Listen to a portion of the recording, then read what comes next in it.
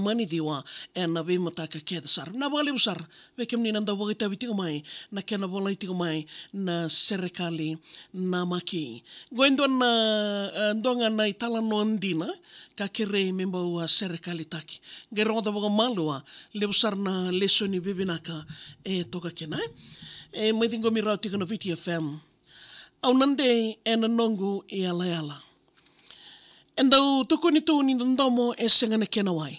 Ndua nanganga ni sere au ndau rongo da tu mai. I tala noa ni nongo wo wale me o te wuka na kena i lalakai. Sena mo vei dhawi laki na utingo ka dhoko na kena ndai.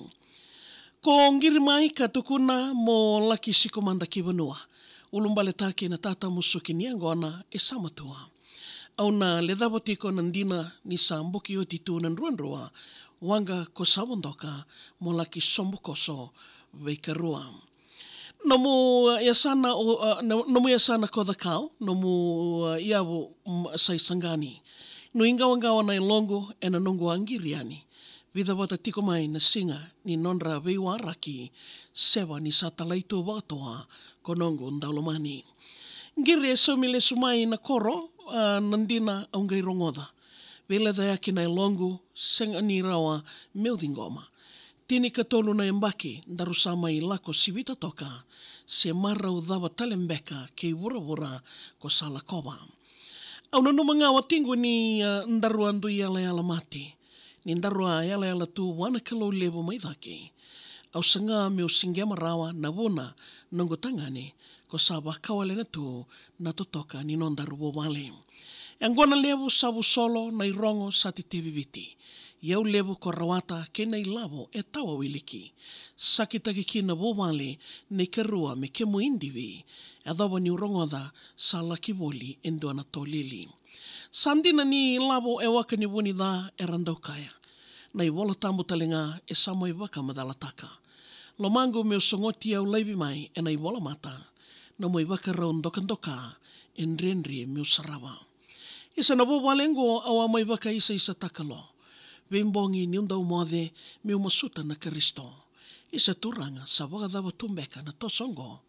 Dawa mbeka na munilewa me una waga muria malua no. Wasa mai veira na wekango ruitono tono mata. Era na buda me usa toso. Me otikina na nungura rawa. So tukuna ni ndono me una sauma nona dala. Nrebe ke de ongori ni usa wauditu na nongo yala yala. Ruana mbake bagadada ubosoto woli tukina. Toma ni tinga baga malua na itabi bagatina. Ni udaka wale tunga na wale ni plastika. Rote keira ubinaka kina luvendaro ya mbake lima. Wakatataro rui mosi na luvendaro enduambao. Ngauna daba mbeka liwa tingo mona mai reidi keirao. Sauni tarongori vesinga sa ruinrendina veiao ni nomololoma ko kilaitani kina endai sa mau. Dhangile ada sa liwa nomo vendomoni sa talaraka. Ngeri dingoma na luvengo sa tangivi koe mai o tamana.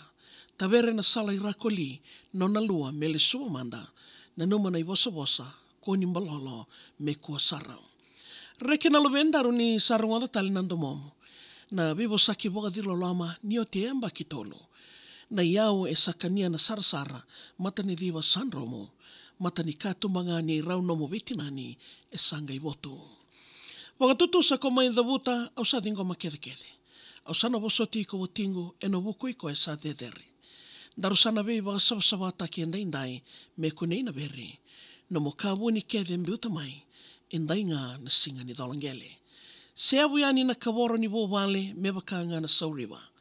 Ke taundau kania talanga na mosi ni tilomi wata kena mbila. Ngori na keto kaka na inaila o na lisuwa na kena kamida. Aita tau ni kadao nonda yala nga menda ndei kena. Ya vikimni na ndobo de tikumai na singo vina kena indai na nondaru serikali namaki wakadiru lo lomandina.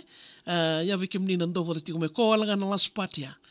Na singo vina kena koa. Siawu yani na kaworo ni wawale me wakanga na sauriwa. Ke tondou kania talenga na mosi ni tilomi wata kena mbila. Ngori na keto kaka na inaila o na lisua na kena kamida.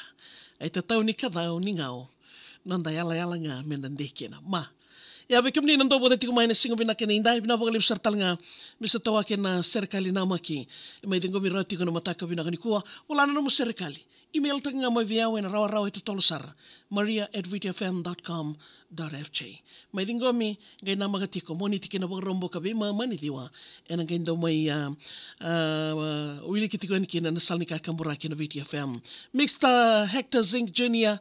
mai Okalandi New Zealandi malo karua bina bogalib sarna nando bote tiku mai en mataka bina kene inda gai namag taltiko na ngono